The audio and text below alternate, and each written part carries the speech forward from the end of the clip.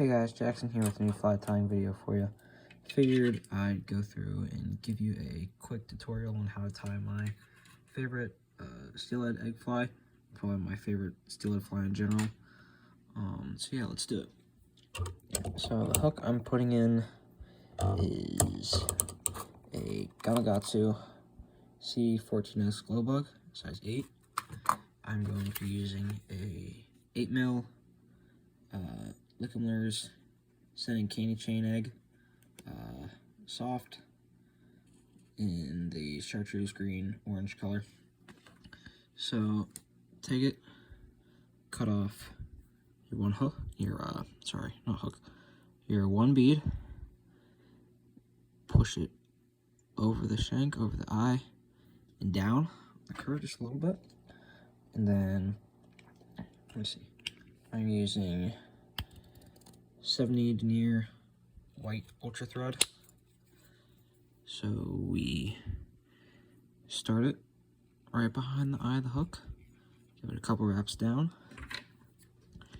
Here's scissors, cut off the tag, and then I like to run it all the way down to about the bend, and then run it back, give it a nice little thread base, slide the egg forward to just barely behind the eye. You've got just a smidgen of space there, not much. Then we're gonna take the thread, go over the top, 1, 2, 3, 4 wraps, and then come back over just to sort of hold it in place. After 2 or 3 fish, it's gonna sort of slide off the hook, but this just sort of holds it there easily. And then what we're gonna do, take Hareline egg veil, milky white. You can use any kind of egg veil, but this is just what I got for bulk. Then we're gonna take it, select a decent little chunk, sort of pull it out, whatever, so that's all nice, flat, long. And then we're gonna take it, roll it over the whole thing as best we can. 1, 2 loose wraps, and then tighten down. So that's all on there. And then pull it apart each way.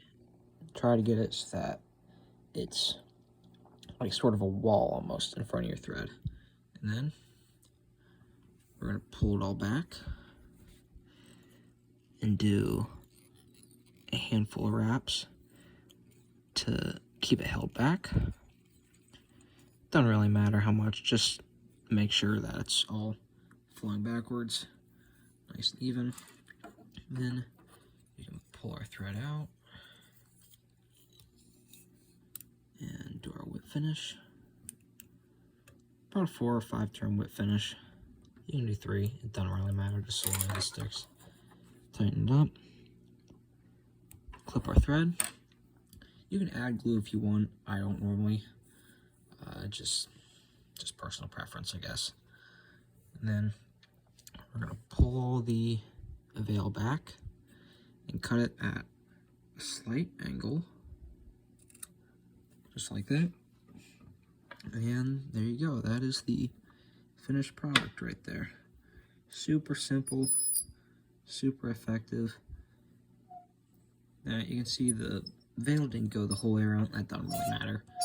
I find just so long as there's some on there. I don't know why, but for some reason, fishing a egg fly like this with veil has, for me at least, caught more fish than an egg without. So this is basically the only egg fly I will ever fish up on the Great Lakes. Depending on where you're fishing, in Erie, when just steelhead, I wouldn't go anything above like an 8mm soft bead. You can go 6, but 8mm is pretty much like perfect size. I like to use for colors, depending on what the water quality is like, will sort of will affect what color you use sometimes. But I like this color. Any kind of oranges, like I think the Glow Peach, that's a great color. Transparent Chartreuse, that's another good color for cold, dark winter days, or when the water is super shallow and a little stained. Then another color that's not quite like great, but it has its days, is like a transparent ruby or transparent red of some kind. So it just depends on where you're fishing, what the conditions are that day. Lake Ontario or Michigan, where there are like salmon coming in the rivers too, you bump up to say size 10 or a 12 millimeter bead if you want, but 8 millimeters is pretty much perfect. So yeah, hope you guys enjoyed this, and I hope this helps you guys catch a lot more fish this year. So yeah, thanks for watching.